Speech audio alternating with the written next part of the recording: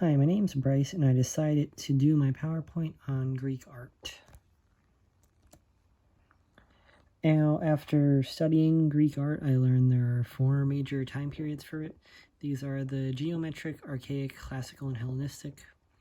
Each one offers their own unique art styles and many other things.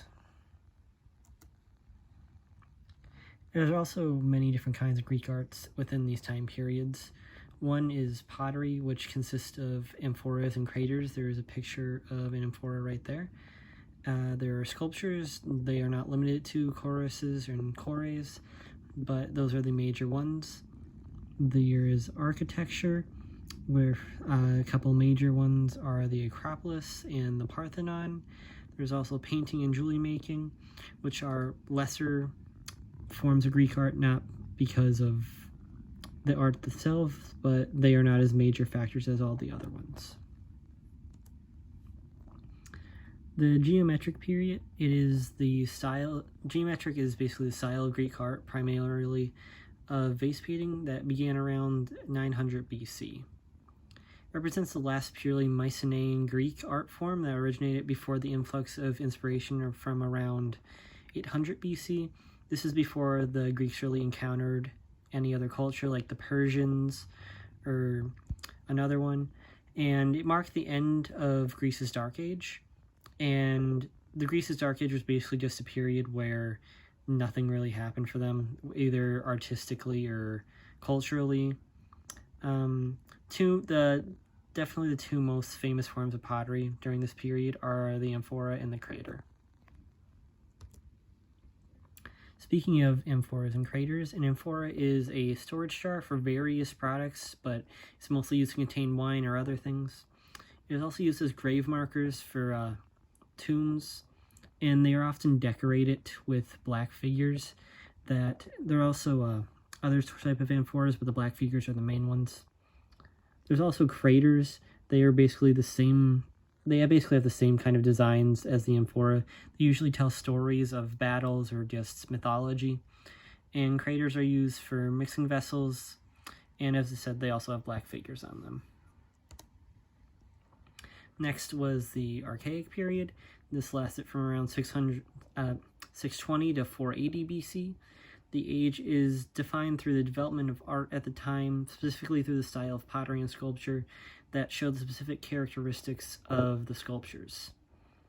This is where the development of the chorus and chores started. This is also the period of time where the Persian invasions happened. As mentioned, these are the choruses and chores. They depict young men and women in their ideal physical form. It's mainly the men. As you can see, the man is usually in nude and the female is usually covered. This is because of the culture of Greece at the time. As you can also see here, the arms are usually at the side, and only the male chorus is nude. They also represent the importance of youth in Greek culture. The chorus is usually only depicted as young because it wants to be emphasize the idealness of youth in the Greek human physical form. The next period is the Classical period. It occurred in the 4th and 5th century. It is known for its contributions to philosophy, mathematics, astronomy, and medicine. It focuses mainly on the naturalized and idealized depictions of the human body through art. This is, again, it basically takes the choruses and chores to another step. It's just a further advancement of what was already in place. And again, they were idealized male sculptures that were in the nude, and architecture was also a main focus. This is the period where you see a lot of the major buildings in the history of Greece come into play, like the Acropolis, Parthenon, and many other buildings.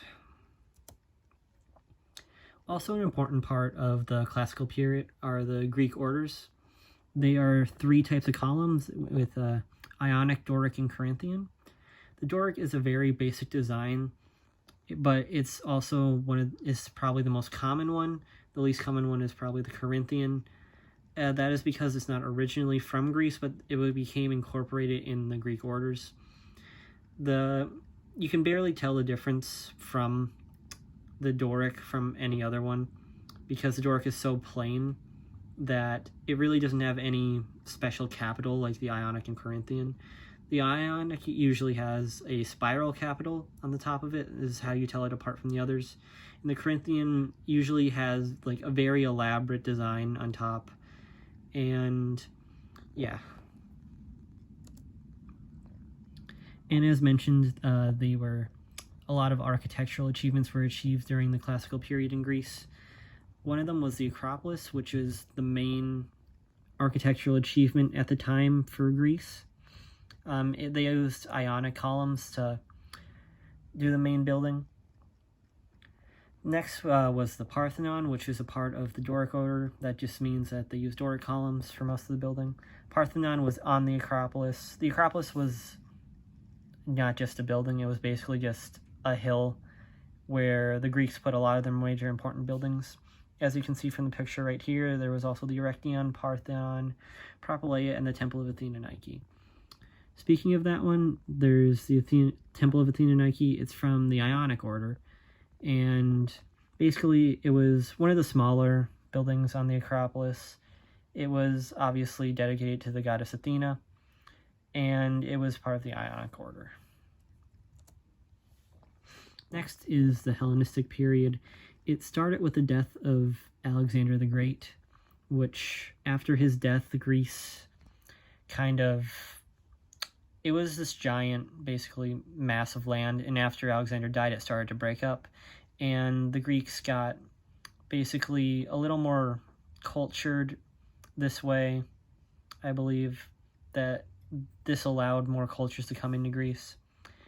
The Hellenistic period concentrated on the human form and expressions. Again, this is a further advancement of the original chorus and choruses from the last periods. It was also had a very heavy focus on naturalism.